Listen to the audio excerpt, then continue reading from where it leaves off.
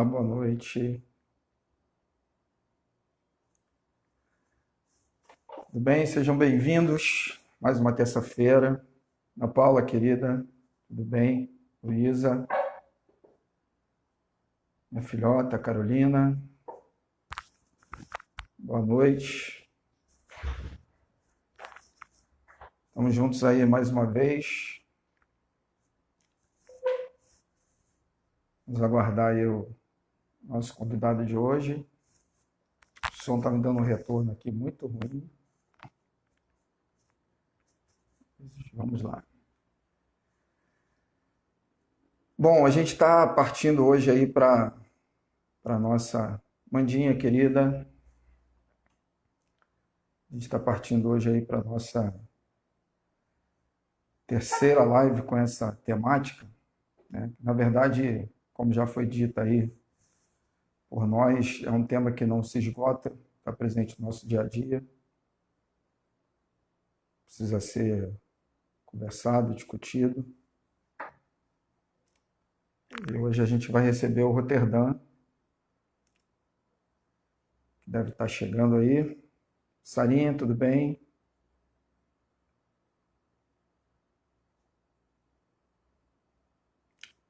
Só aguardando ele chegar, acabou de chegar aí.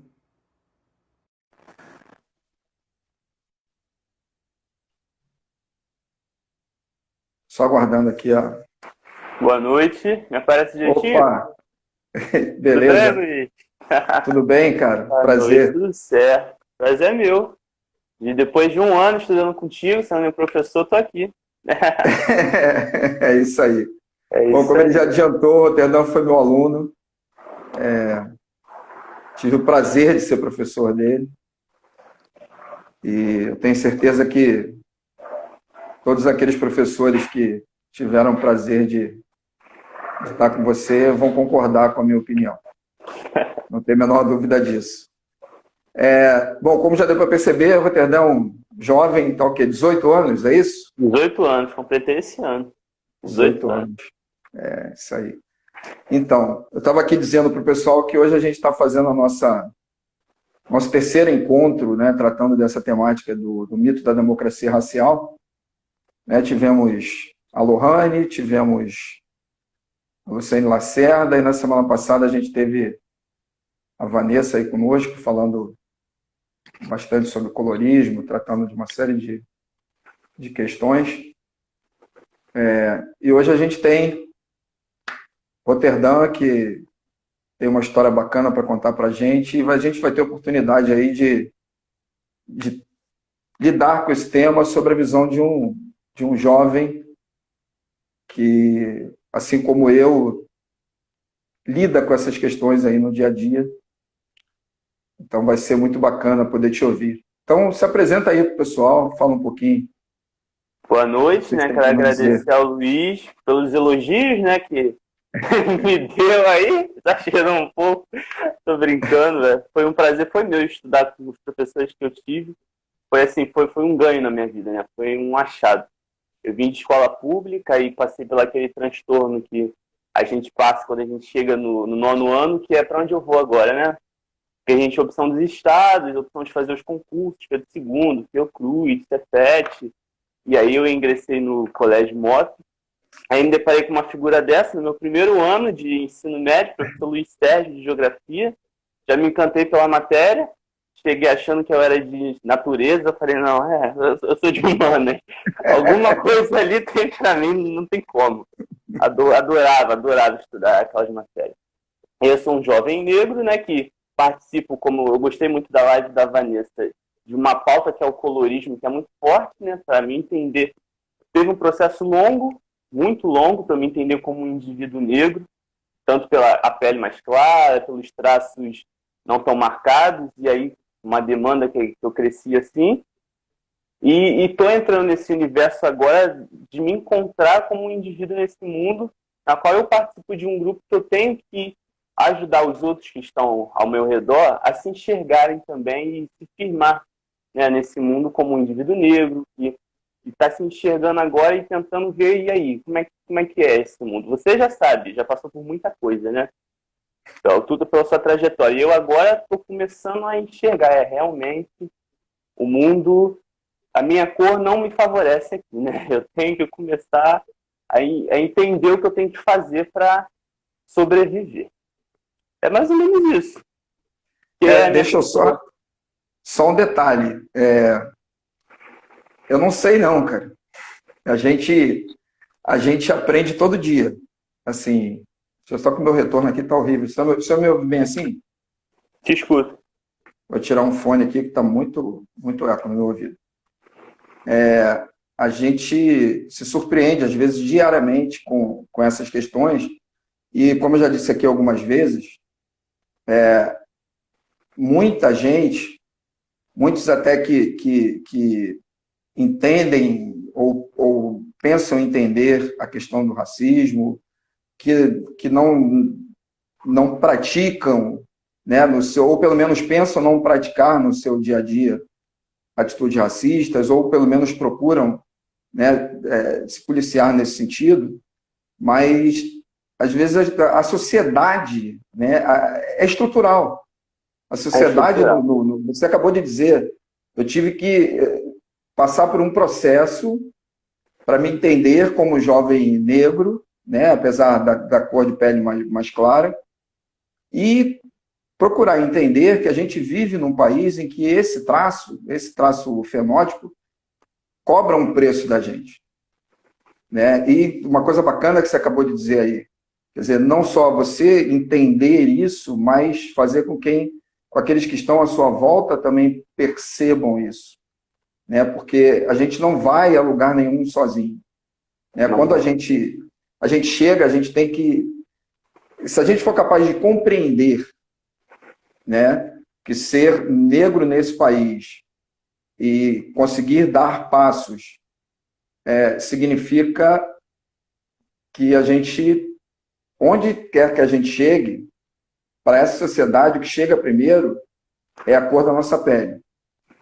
E vão sempre cobrar de nós, ou talvez até colocar nas nossas costas, né, o peso de toda a comunidade. Quer dizer, é o que aconteceu, por exemplo, com o candidato ao Ministério da Educação, que foi sem exercido.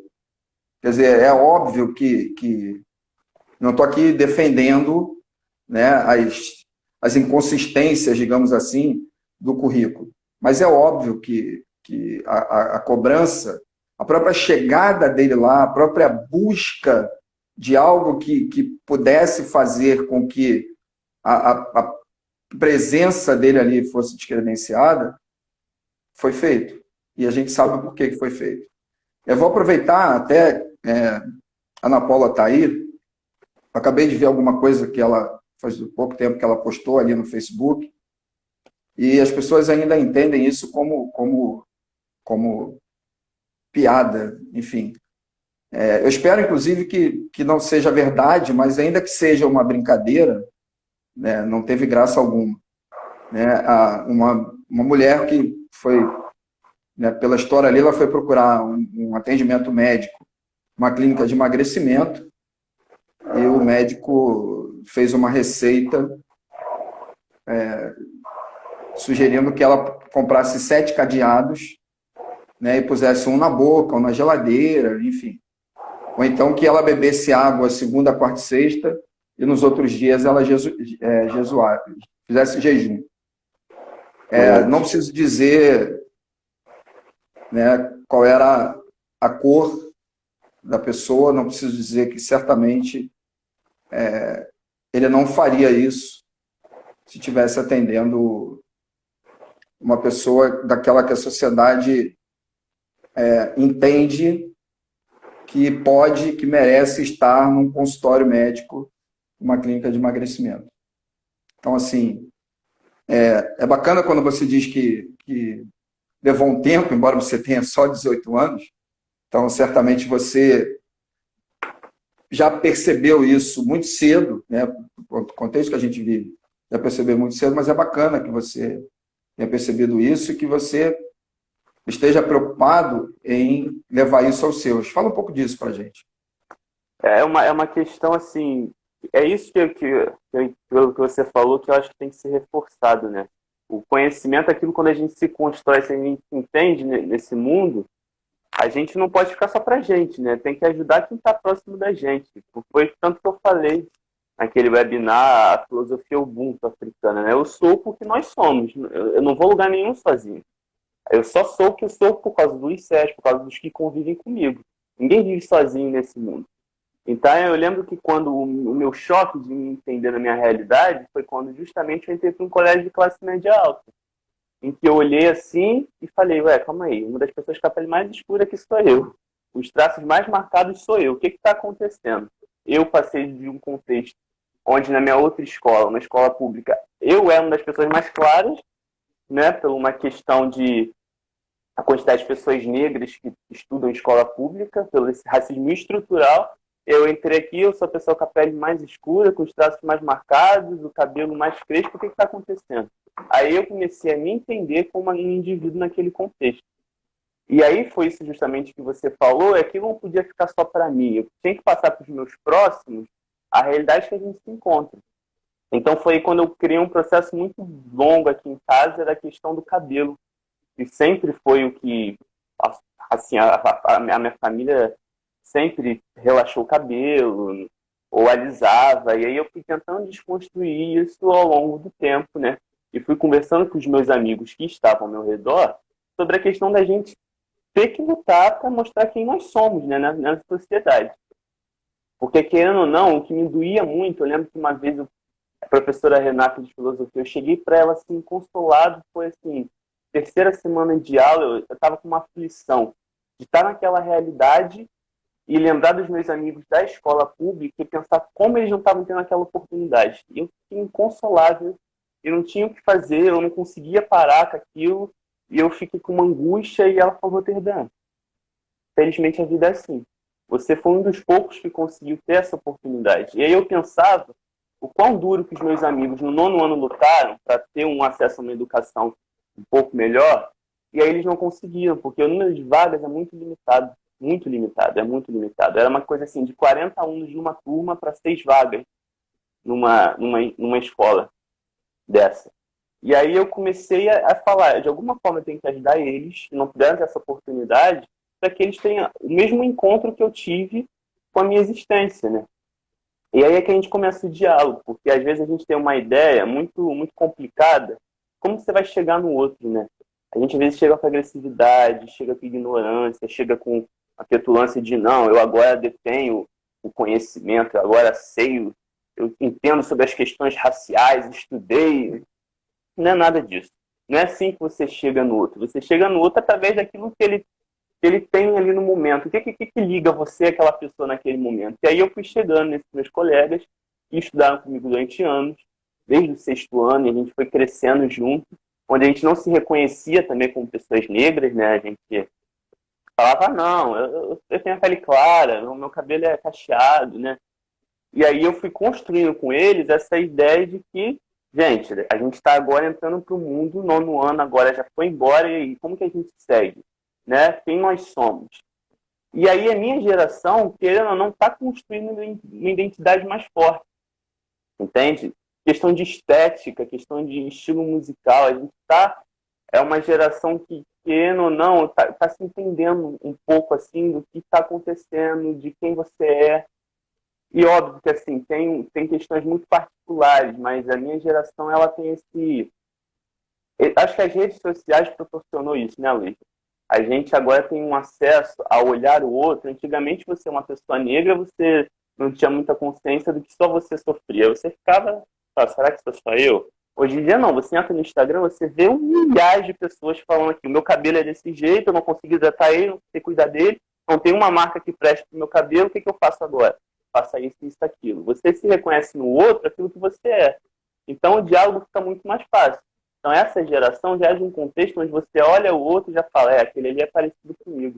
Aquele ali sofre as mesmas coisas que eu, tem os mesmos dilemas, tem a mesma situação de vida, assim. Como que a gente pode se ajudar um ao outro? Então, é uma empatia que veio e está aí. A gente tem que agora, de alguma forma, levar isso para frente, né? E que as próximas gerações sejam melhores do que essa. Eu não estou sendo otimista aqui falando que a partir de agora tudo vai ser flores, né? Eu não tenho essa esperança toda, não, porque o racismo ele é estrutural, né? Como a gente reforça o tempo todo. E aquilo que é estrutural, gente, não se resolve assim muito fácil, né? É um trabalho muito árduo. E não é a gente pensar que é do homem branco, privilegiado no seu escritório, de uma empresa que agora na quarentena, né? Ficou bilionário mais do que já era, e vai vir dele a salvação, né? E ele vai nos ajudar a enfrentar o racismo estrutural, porque ele também está sentindo, ele se comoveu com os protestos que tiveram ao longo do mundo. Não é isso que vai acontecer. O Infelizmente. máximo que ele vai fazer é se aproveitar economicamente Para ficar mais rico. Para ficar mais rico, dessa possibilidade aí de consumo. É preciso estar atento também a essas questões. Quer dizer, você falou uma coisa bacana, né? Você está falando da sua geração, das oportunidades que as mídias podem desconstruir completamente a capacidade de compreensão, mas que também podem, por outro lado, ajudar bastante, né? É fundamental que você tenha consciência, tenha meios de buscar a informação, né? Ter um mínimo aí de base para lidar com isso, porque a gente é bombardeado diariamente com mil informações e nem sempre elas merecem nem mesmo esse título, né, de informações. Algumas são mais para deformações mesmo. E aí você fala, por exemplo, dessa questão de encontrar, por exemplo, produtos que se identifiquem. Você falou da questão do cabelo, enfim. A minha mulher está aí, entrou aí ainda há pouco na live, quer dizer, é uma reclamação que ela faz muito, né? Ainda hoje ela cobra, né? Minha filha diz assim, encontrar uma base para a cor da minha pele. Né? Até hoje você ainda vê as pessoas falando assim, isso é cor da pele. Aí você vai lá olhar. Mas peraí, de que pele o sujeito está falando, né? De que pele o sujeito está falando? Então, essa normatização aí que está mudando, de fato.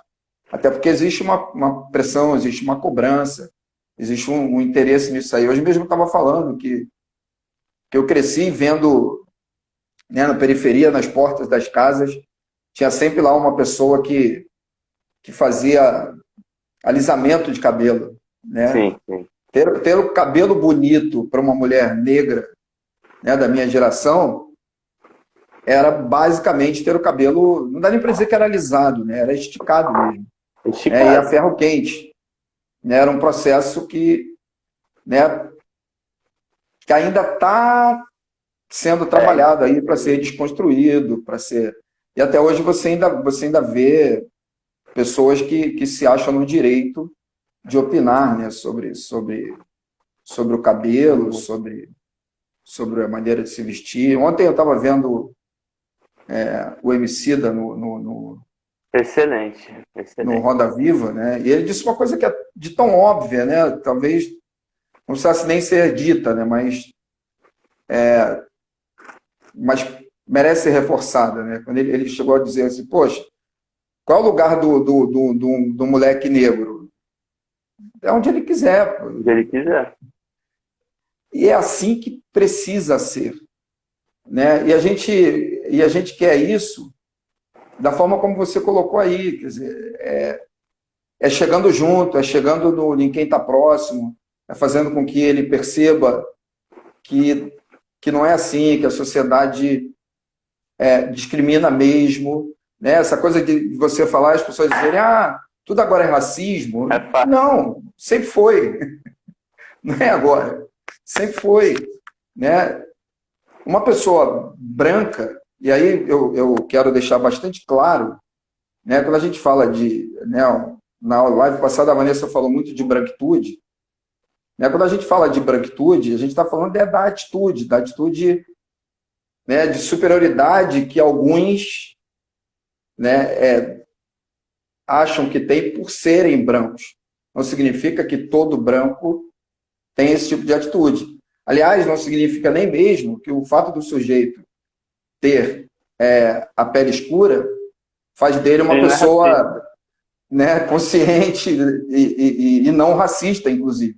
A gente tem, infelizmente, alguns exemplos aí, talvez o maior deles, né, pelo menos o de maior destaque, seja o presidente da Fundação Palmares. Não dá para não É um pensar absurdo. no sujeito, ainda mais presidindo o órgão que ele está presidindo. Então, assim, tem vários colegas seus aí, eu estou vendo, a galera entrou aí, meus ex-alunos também, alguns alunos ainda atrás, aí, Eles chegando estão aí. engajados. Então, é bacana que você consiga trocar com essa galera. Porque, assim, essa diversidade, né, você falou, eu cheguei, olhei para o lado e entendi que eu... Hoje você não é um estranho no ninho, né? E você certamente somou, você certamente trouxe uma contribuição significativa para aquela galera que, de repente, não compreendia bem a situação e passou a compreender, né? Nesse convívio aí que certamente tem sido enriquecedor para eles também. E eu acho assim, muito importante nessa questão da escola, né? Que a escola, quando a gente passa, fica na nossa cabeça as experiências que a gente teve, né? E é muito complicado quando você olha assim, começa a estudar história, por exemplo, e vê que cadê os seus heróis? Onde que encontra, né? Aí você olha, gente, como que eu vou explicar para um garoto de 7 anos, 8, não sei, 9, que está começando a ingressar agora no Fundamental 1, aí ele começa a estudar a história da escravidão no Brasil. Aí ele se olha, um garoto negro, para aquele livro, ele se reconhece como naquilo ali.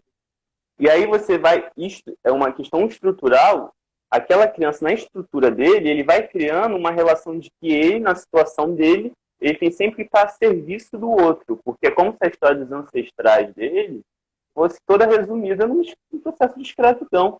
E não se ensina para aquela criança que ela já foi, os antepassados já foram reis, rainhas, tiveram impérios, tinham um lugar de origem, tinha uma cultura, tinha uma filosofia de vida. E aí é um processo muito desgastante, porque o fulaninho fala assim, meus antepassados são italianos. Aí você correlaciona, meus antepassados são franceses, e os meus antepassados são de onde? Moçambique, Angola, África do Sul, da onde nós viemos, né? E aí é um processo que fica na cabeça da criança. Não adianta.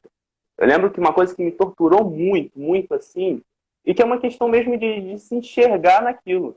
Quando tinha, porque a gente estuda tanto história da escravidão, uma vez eu falei isso para meu professor de história. O Brasil foi tão movido à escravidão que todas as partes que você pegar no currículo escolar para estudar história, do primeiro ao terceiro ano, história do Brasil, você vai ver a escravidão relacionada naquilo ali de alguma forma. Sempre, sempre. E aí, quando você olha e vê as pessoas estudando com, sabe, nossa, escravidão, tá. A gente naturalizou que o Brasil passou por 500 anos de desumanização de seres humanos. E aí, quando vem a hora de estudar a história do nazismo, dos judeus, aí começa as lágrimas a se derramarem. Não que não é para ficar indignado com aquela história, mas por que a gente fica relativizando uma dor e fica, sabe? É isso que eu acho muito complicado. A gente tem uma estrutura que do começo ao fim você é formado a achar natural aquele processo. É natural. Tá, as pessoas foram escravizadas, estão aí. Depois, para onde foram, a gente não sabe também, porque essa parte ninguém conta. O que aconteceu depois de 1888, tudo ficou muito bonito, né? Foi belo. Foi tudo, a Princesa Isabel era uma anja. E aí depois você não sabe mais. Mas antes disso, escravidão. Entende? Esse processo é muito complicado. Eu acho que aí que entra o papel da escola, né? Que é fundamental. A gente criar consciência. Eu agora que me descobri como uma possível pessoa que vai fazer licenciatura, né? O nosso papel de intrigar o aluno para refletir sobre por quê. Por que que Por que nos livros de história só o amiguinho branco consegue se reconhecer naquele livro ali? É esse o papel da escola que eu acho que é muito importante, que não depende só dos professores, né? Depende de uma estrutura escolar, que eu sei que é complexa, que envolve muita coisa, mas que é necessário a gente lutar para que isso, cara, isso não pode continuar. Porque quando você tira do outro o reconhecimento, o ser humano é um ser narcisista por si só, gente. A gente gosta de se enxergar, de se olhar e falar, caraca, Jay-Z, Beyoncé, estão lá no topo, hein?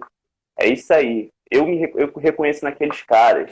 Silvio Almeida, caraca, hein? Me reconheço naquele cara. Emicida, a gente precisa disso. Quando você tira de uma criança isso, é um crime mensurável, cara.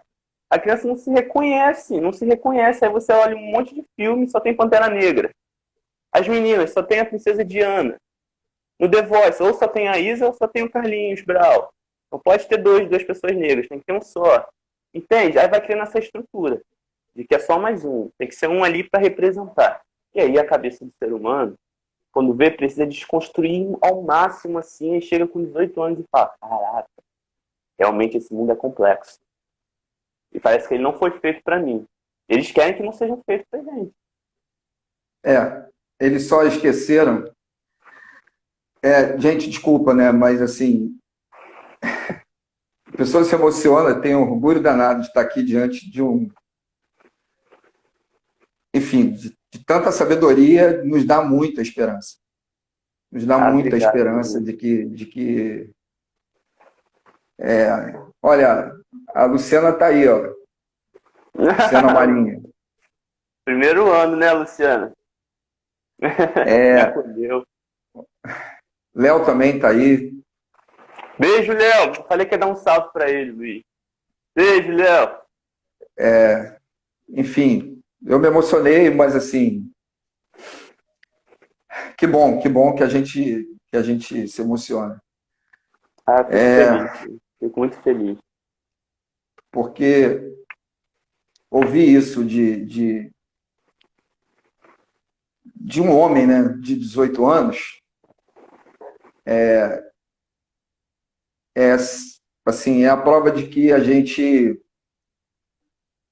fez a coisa certa, é a prova de que o pouco de contribuição que a gente pode dar, e quando eu digo a gente, eu estou falando de todos os colegas, de todas as pessoas que estiveram e estão ao seu lado, participando da sua formação, te dando apoio, te dando, porque tem umas pancadas que dá, porque perceber essas coisas é sempre muito dolorido, é dolorido para mim, né, na idade que estou, com quase 30 anos de sala de aula, é dolorido para mim, imagino para você, um cara de 18 anos que está buscando o teu espaço, né, sabe onde quer chegar, sabe que a trilha não é fácil, mas que não só quer chegar, mas não quer chegar sozinho, né?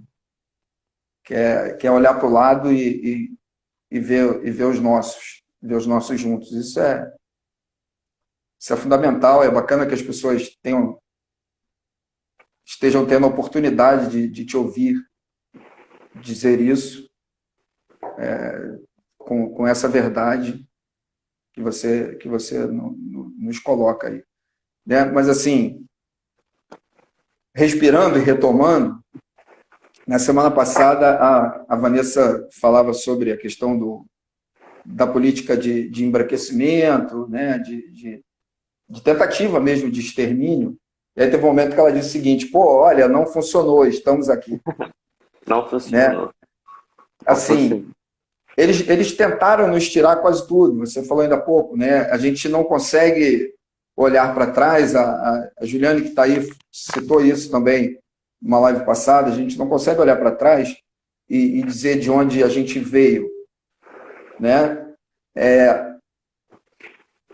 Eles começam a contar a nossa história a partir da escravização, né? Eles nos tiraram, né? Os europeus estão, aliás, alguns estão tendo a hombridade, inclusive, de fazer acordos para devolver muito de peças de arte africanas que foram retiradas, né, de território africano e levadas para a Europa. Mas não só isso, eles nos roubaram a origem da filosofia, eles nos roubaram a origem da matemática, né? E quando muito, eles tentam fazer de conta que Egito não é África. Hoje eu respondi lá, alguém falou, um grupo, acho que do sul do país, de jovens negros, começaram a produzir uma cerveja com uma temática voltada para o povo negro, e os caras estão sofrendo uma série de ataques racistas. E aí teve alguém que, inclusive, colocou lá o seguinte, então, se eles estão produzindo cerveja, então isso não é uma apropriação cultural, porque a cerveja é nórdica. Quem foi que falou isso para ele? Então vão ter que parar de cantar todas as músicas que eles conhecem, então, né? Porque se for pegar assim, então, não canta mais nada, né? Se ele procurar um pouquinho na história, eles vão ver, inclusive, o seguinte: os primeiros relatos que se tem de cerveja são do Egito.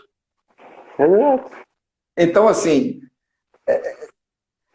nem isso, né? E aí eu comentei o seguinte: poxa, se esses negros estivessem no chão da fábrica, simplesmente participando do processo de produção da cerveja, esse questionamento não existiria.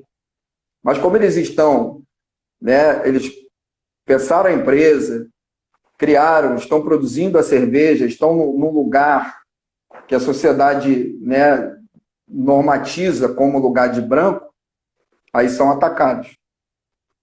Exato. Então, É assim, muito difícil. Muito difícil. É difícil porque roubar de um povo, né? É porque é ser humano, né? O ser humano, por essência, é um ser sonhador, né? Que precisa da sua filosofia. Né? Eu sou isso porque eu acredito nisso. É quando você tira desse povo, cara, tira de um continente inteiro uma filosofia, sabe?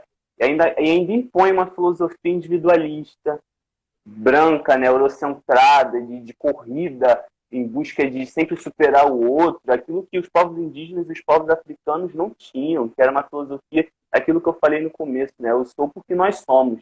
E aí impõe uma filosofia, escraviza, impõe uma filosofia individualista, na qual você tem que concorrer de sempre com outros seres humanos, e você não tem como concorrer em igual, porque você está sendo um ser humano escravizado.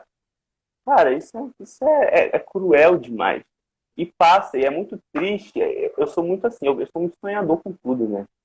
Eu fico imaginando assim o potencial, cara, que as favelas têm, assim, sabe? Quando você vê essas mulheres negras, assim, que aí você começa a estudar a história da África, uma sociedade mais matriarcal, de comunhão, de uma ajuda o outro. E você olha essas mulheres que, assim, sabe, tá o tempo todo correndo, me ajuda aqui, madrinha, vem aqui, pega aqui meu filho, toma conta, e outra vem cá e já ajuda a fazer uma festinha e já.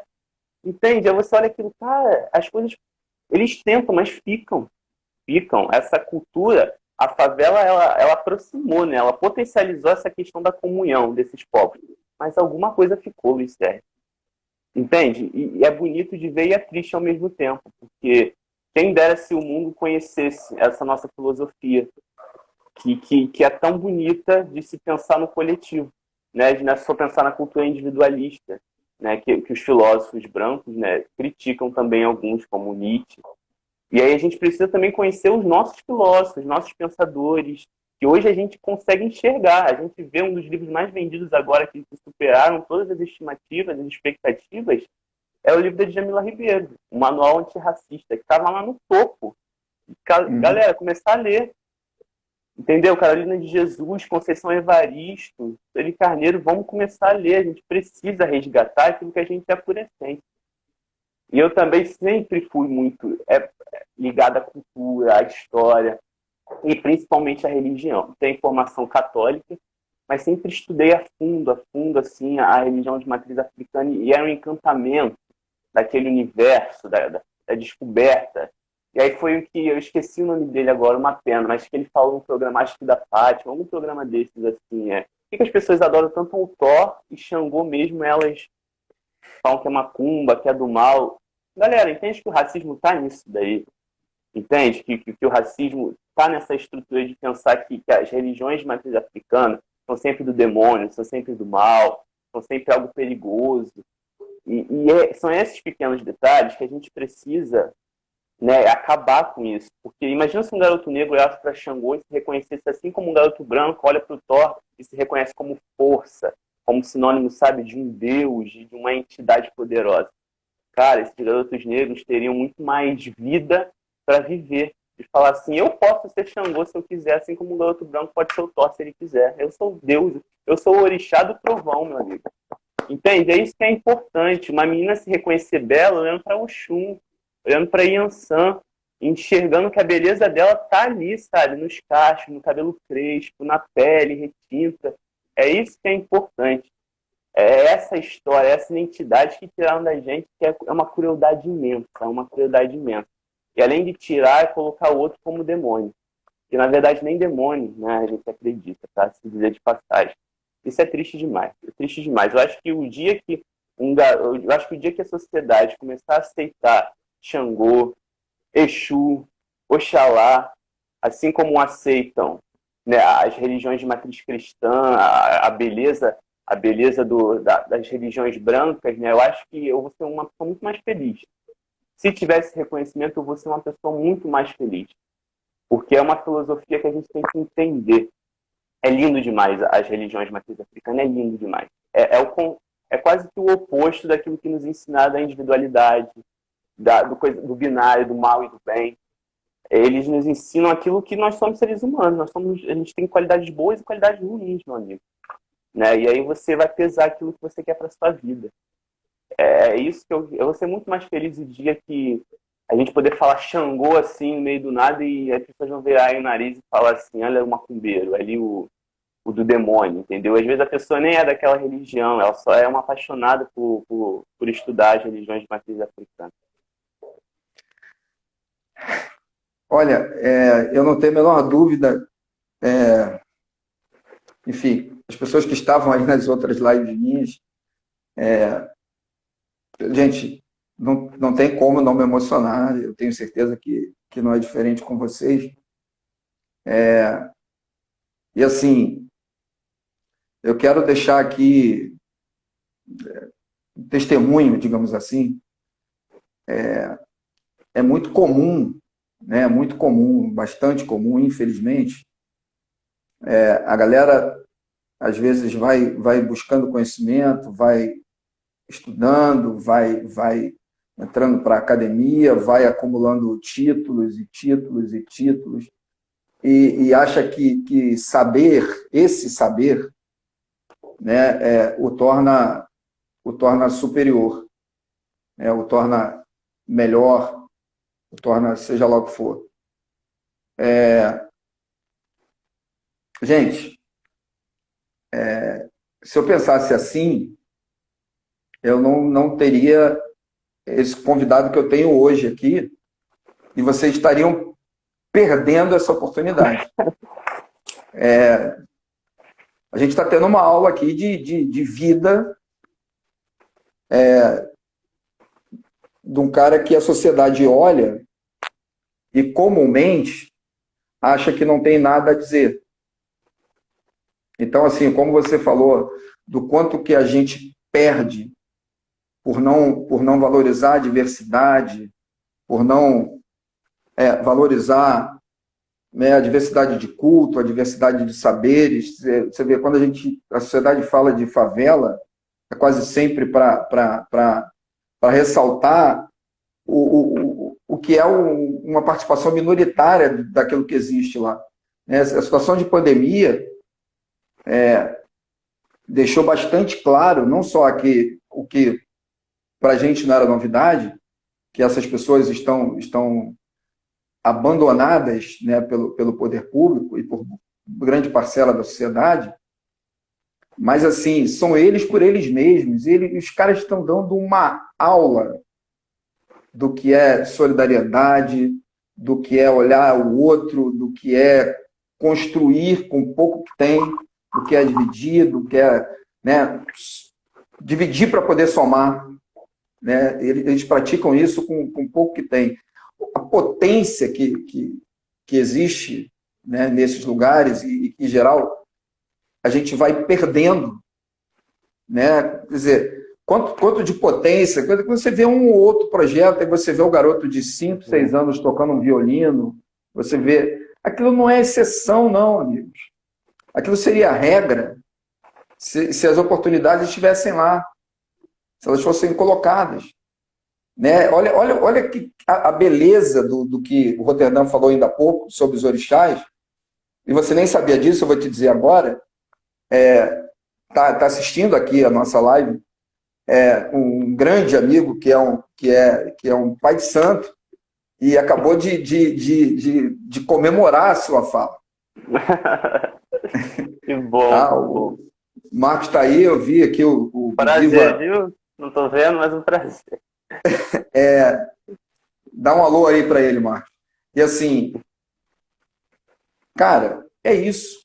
Né? Ano passado, eu acho, estava uma discussão besta de que queriam fazer lá um desenho, um filme, sei lá, da sereia e escolher. Aí ele aí, ó, te dando os parabéns, Marco Aurélio. Obrigado. E as pessoas discutindo se a sereia podia ser negra. A primeira pergunta que eu fiz foi o seguinte: pô, quem já viu uma, né? Exato. Sabe? Mas as referências que se criam, é isso que você falou do Thor, dos heróis. Olha quanto tiraram de nós, né? E quanto a gente ainda tem que lutar para construir, assim. Que bacana, amigo, que você está nessa luta. É muito Bacana que bom. você está junto. É muito bom ter E, o reconhecimento. e eu vi aqui o comentário do Renato, da minha filha, da Juliana, assim. O Roterdã teve, sim, professores fantásticos. Alguns eu os conheço e são maravilhosos. Aliás, eu queria que você falasse um pouco sobre aquele trabalho que você fez maravilhoso, que me emocionou muito, sobre a orientação do Rafael, Ah, do sim. professor de História, e que depois acabou na Portela, né, Ah, junto lá com o Gustavo. Fala um pouco desse trabalho que você fez lá com o Douglas, como é que foi isso? o Douglas é um ser assim, é um artista. Ele, É, ele, ele, ele, ele não tem o que explicar do Douglas. Ele é um é um ser jovem, iluminado. é um ser iluminado que é isso, né? Olha como a gente perde. Imagina uma escola com milhares de Douglas por aí. Olha com quanto a gente perde. Ele é um ser assim que E Douglas, é só um para artista. só só explicar ao pessoal, o Douglas, assim como o Roterdã, é um garoto que veio também da escola pública. Para quem não sabe, existe por parte da prefeitura um projeto que acaba levando alunos do nono ano para o ensino médio em algumas escolas particulares. Eu não vou discutir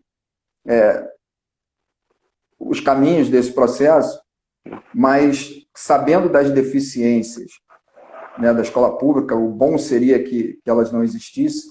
Eu sou aluno de escola pública toda a minha vida. Eu fui aluno de escola pública no ensino fundamental, no ensino médio, e fui aluno da UERJ, então, assim, a minha vida inteira foi escola pública. Ajuda aí, a Juliane, que foi minha aluna também, hoje faz geografia. Não sei por Viu? que ela foi Já fazer, levou um não sei por que ela foi pro mau fazer caminho. geografia. Está aí dizendo eu toda. A Lu tá aí, a Lu, caramba, a Lu é, né, sensacional com todos, conosco, com vocês. Então, assim, o Douglas é um desses garotos. E um artista fantástico, né? Um Fantástico. artista em habilidade e sensibilidade fantástica. Mas fala um pouquinho daquele trabalho. Aí o trabalho começa com um projeto, né, que a gente tem lá na escola, que era o núcleo diversificado. E aí eu juntei uma galera, né, que eu tenho essa coisa de falar assim, o pessoal gostar, e aí eu falei, vamos fazer um documentário. Aí eles falavam, Terdão, você tá maluco? Aí teve uma galera que falou assim, não, vamos fazer um documentário. Eu falei assim, vamos falar sobre racismo. Mas aí o grande problema foi, né, o racismo é algo gigantesco, né, para ser dito. E aí a gente quis, de alguma forma, fazer um documentário que refletisse aquele contexto da escola, né? E aí achar pessoas negras entra a dificuldade em cima disso. E aí a gente foi procurando, eram poucas pessoas, era um documentário extenso, na qual a gente teve algumas críticas, depois a gente foi se reestruturando em cima daquilo, e até que a gente teve que expandir. Aí foi a ideia da gente ir para a Oficina da Fonseca, que é uma escola municipal ali do lado, e ali, meu amigo, o que mais tinha era pessoas para contar histórias sobre aquilo.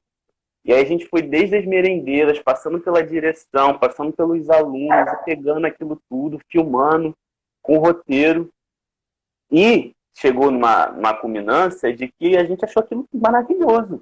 A gente via justamente o quanto as oportunidades é algo necessário. A gente via professores falando, professores negros falando da sua experiência com racismo, até uma merendeira falando o que ela passa todos os dias naquele naquele convívio, sendo uma pessoa negra, uma merendeira de uma escola municipal, que pega um ônibus lotado, mora lá no outro lado do Rio de Janeiro, aí vem aqui para Tijuca, entende? Constantemente é humilhada, e aí você vê os contrastes, né? O quanto a pessoa que teve um acesso à educação consegue se reconhecer como um indivíduo, consegue entender, opa, ela nem se reconhecia como uma mulher negra, porque tinha a pele mais clara, toda a questão do colorismo, ela não se reconhecia. Fala sobre racismo, e ela dizia sobre questões que claramente são racistas que ela passou, e ela dizia que ela não era uma pessoa negra, ela achava que era preconceito. E aí a gente viu esses contrastes, o quanto é complicado. E o Douglas entra na parte que ele é um artista plástico, assim, surreal. E aí ele fez um mural imenso, para quem ainda não viu, tá no Instagram dele. Com Olha, várias Joana, falas, assim. a Joana está aí te aplaudindo. Joana, você precisa conhecer o trabalho do Douglas. Precisa. Vai no Instagram dele. Depois eu vou deixar nos comentários o Instagram dele, de arte dele. E aí ele fez aquele trabalho incrível, que eu não vou dar spoiler, né? O legal é a sensação quando você vê. E aí eu nunca tive habilidade, assim. Eu desenhava algumas coisinhas e tal. Só que eu tenho muita ideia para escrever, né? Adoro escrever, fazer. Escrever, eu tenho um projeto de escrever livro. Mas só que aí eu também desenhava um pouquinho, aí eu tive uma ideia assim, a sala estava muito vazia. Aí peguei um saco assim, coloquei um corpo, coloquei assim, se você quer sentir na pele o genocídio da população negra, coloque a mão aqui. E aí era um balde, né, com uma tinta vermelha forte, e aí parecia que sua mão estava sangrando. Só que assim, totalmente sem pretensão nenhuma. Aí quando vê, ele chama a gente para ir pra Portela. Aí eu falo, Douglas, caraca, a gente vai lá apresentar nosso trabalho. Eu falei, Douglas, eu não sou artista. Ele tá assim, garoto. Eu falei, Douglas, isso não vai dar certo. Aí eu fui entrando nessa, o Douglas me apoiava nos pontos, eu apoiava o Douglas em outros. Aí quando a gente foi ver, a nossa exposição estava lá na Portela, com uma galera que entende muito, que se enxerga muito na sua identidade, que aplaudiu, que a gente foi reconhecido, que é algo que pessoas brancas constantemente passam, estão sendo reconhecidas, a gente sentiu aquele gostinho. Pelo menos que foi um pouco, uma vez na vida, a gente pode ter falado assim, a gente já foi aplaudido, Douglas. E o Douglas, como um artista, foi extremamente aplaudido, com uma sinopse linda sobre as obras dele, e a gente sentiu o gosto, né? Do que é ser reconhecido, do que é olhar e falar, caraca, que artista o Douglas é. Foi muito interessante, muito bom. É uma sensação que, quando acabou, ele olhou para mim assim, inspirou fundo, eu falei, meu amigo, é isso aí que é a vida. É isso é muito bom. E aí ele se emocionou, porque né, a obra toda era dele, gente. Eu tava ali por caminhos que nem eu sabia dinheiro. Eu falei, gente, eu não sei nem desenhar um boneco. Você sabe, Mas sim. aí eu entendi depois, né, qual arte eu pertencia, né? Que é a arte do diálogo, do discurso, que era importante a apresentação daquele contexto, da história daquelas obras, de emocionar o outro através da fala. E aí eu também me entendi como artista. Douglas proporcionou aquilo pra gente de uma maneira linda, e aí foi gratificante. Até hoje eu tenho a fotinha com ele lá do diploma, da homenagem que fizeram a gente lá pela exposição. Olha, o pessoal está pedindo, você está devendo isso, hein, cara? Divulgar aí Vou colocar aqui o nos trabalho do comentários Douglas. depois o Instagram dele. Joana, eu sou suspeito, porque, aliás, foi o Roterdã que me levou lá para ver o trabalho, e foi difícil, muito difícil, me emocionei. Nossa, vocês transformaram uma sala de aula num espaço. Foi difícil para mim, eu me arrepiei todo, chorei. Você estava lá, você sabe disso, você viu. Um trabalho maravilhoso. E assim, é aquilo que você falou, a oportunidade, é o poder realizar, que às vezes falta tudo, né, cara? Falta um material para produzir. E o Né? Douglas tem tanta ideia, cara. Ele tem umas Nossa, ideias assim, geniais, assim, geniais. A gente estava com um projeto que a gente ia fazer junto, era Pietá Favelada, que era uma mulher negra com um filho negro no colo baleado. E assim, sabe, é aquela coisa, é tanta ideia, tanta coisa. E as oportunidades, né? E aí que entra. Aí que é quando as pessoas brancas podem, de certa forma, ajudar, mas não como o herói salvador branco, né? Aquela coisa de, eu estou te ajudando, eu sou o salvador branco que vai trazer, não. Mas, de alguma forma, tentar, né, colocar pessoas negras para debater um assunto, disponibilizar aquilo que elas podem, mas de maneira cirúrgica, né? Para que a gente já sabe, não tomam o nosso lugar de fala. Olha, eu vou te dizer uma coisa. Eu vou comentar uma coisa que a Liamara colocou aqui, mas antes eu vou dizer o seguinte. Eu estou vendo aí o comentário do Renato, da Joana, e ela acabou de ouvir você falar em Pietá Negra com baleado, enfim. Eu sei que são pessoas com esse olhar que você está falando e que é o olhar que a gente precisa. Não é o olhar do nossa, coitados, vou ajudar. É o olhar de, pô, esse talento é tão bom quanto o outro. Vamos abrir caminho para esses talentos. Eu tenho certeza que essa oportunidade vai vir, porque é encantador. Ver o trabalho do Douglas, e eu estou falando também, gente, de um menino de 17, 18 anos, que, nossa, eu mostrei para ele uma imagem da igreja de Canudos no celular, só mostrei a imagem, o tempo do celular apagar. Ele assim, me deu o desenho pronto e a maquete. Ele é demais, fantástico. Ele é demais. Fantástico. E é de uma doçura quando ele... Gente, é uma doçura quando ele fala. Daquele jeitão dele, aí eu zoava ele. Aí quando ele começa a falar, você olha e fala, tá vendo o preconceito que a gente tem sobre as pessoas? Porque ele é um menino muito bom, assim, é meu amigo, né? Eu sou suspeito a falar, né? Amigo é assim. Mas ele é genial. Deixa eu só reproduzir um comentário que a Liamara fez ainda há pouco. Ela falou que ela é professora de religião evangélica e que entende, né, a importância de não só de se falar, mas de respeitar, né, todas as religiões, né, e é fundamental que, inclusive, as religiões de matriz africana chegaram mesmo ao ponto das pessoas tentarem colocar até mesmo como se assim não fosse, né? Eles chamam de qualquer coisa, menos admitir que tenha fundamento, que tenha filosofia, que tenha história, que tenha... Tem seus sacramentos. Né? Tem seus sacramentos, tem o que passar, o que representar. Cara, a gente está aí com 6, 7 minutos.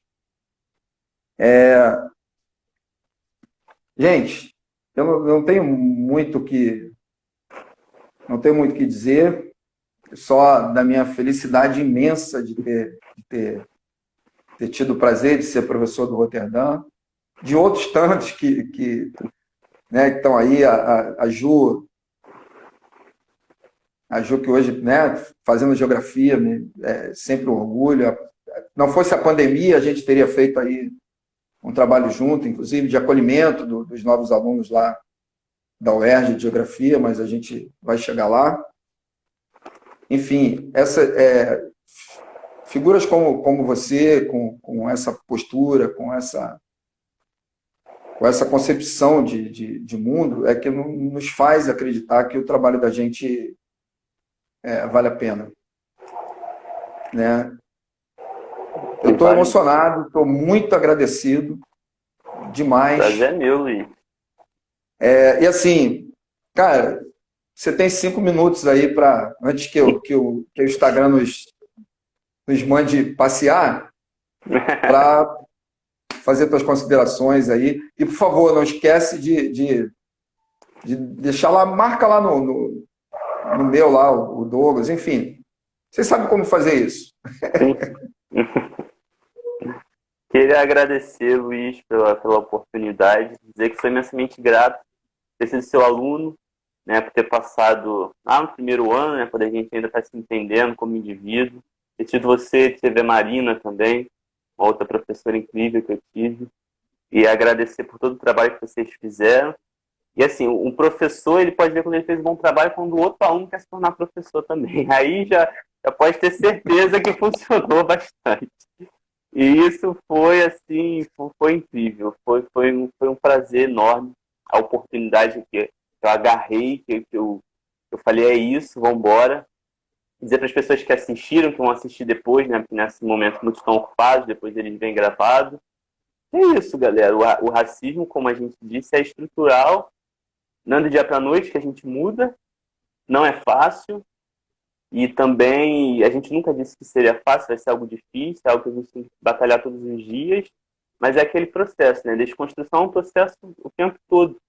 O tempo todo. A partir do momento em que você se entende como algo que está errado, que você olha, observa o problema e fala que está errado, você consegue mudar. Você fala, tá, a partir de agora não tem como continuar assim. Eu acredito que a gente está caminhando para um lugar mais esperançoso, mas que mesmo assim ainda não é. Não estamos lá, sabe? Ainda falta bastante coisa, bastante coisa. Não adianta a gente reportar um discurso aqui de que tá vindo o caminho das flores, porque não é fácil, assim, não é nem um pouco fácil. Mas que a gente resista, que a gente lute das nossas armas possíveis, a gente com a nossa arte ou com o nosso saber, mas ajudando o outro sempre, porque a gente não pode esquecer que de onde nós viemos, um ajuda o outro sempre, eu sou porque nós somos. Nunca, acho que se eu tenho que deixar uma coisa aqui é essa. Nunca vamos esquecer o que nós somos por origem, nossos ancestrais eram. Um sempre está caminhando com o outro, galera. Não vamos esquecer isso. Tem uma coisa que eu quero deixar aqui, é justamente isso. A gente está junto nessa, ninguém está sozinho. Olha para as comunidades, olha para as favelas, o quanto um ajuda o outro e traz isso para a sua vida. A África é união, a África é comunhão. É a comunhão do Cristo, que era negro, que não era uma pessoa branca, era ali do Oriente Médio. Oriente Médio, olha, eu errando. Era africano. E aí é isso, entendeu? A comunhão é a união. Somos africanos, somos Ubuntu, eu sou porque todos nós somos. E é isso, galera. Espero que vocês tenham gostado, que a gente tenha trazido algum diálogo aqui legal, interessante. Foi um prazer, Luiz. Suas lives estão sendo maravilhosas. Você já é um blogueiro a partir de agora, né? Daqui a pouco vai ser verificado no Instagram, com aquele sinalzinho azul. E é isso. Valeu, cara. Obrigado. Gente, terça-feira a gente tem a Sui Nogueira, que está aí e vai estar com a gente aqui terça-feira. Muito obrigado. Obrigado mesmo, Roterdã. Valeu, gente, pela presença. Boa noite para vocês. Fiquem bem, cuidem-se. E isso. Estamos juntos sempre. Conte comigo, cara. Obrigado, Luiz. Força! Valeu, queridão. Beijão para você, viu? Vou deixar aqui o contato do Douglas, para eles verem esse artista. Valeu, gente. Obrigadão. Boa noite para vocês. Não sei nem onde que sai aqui.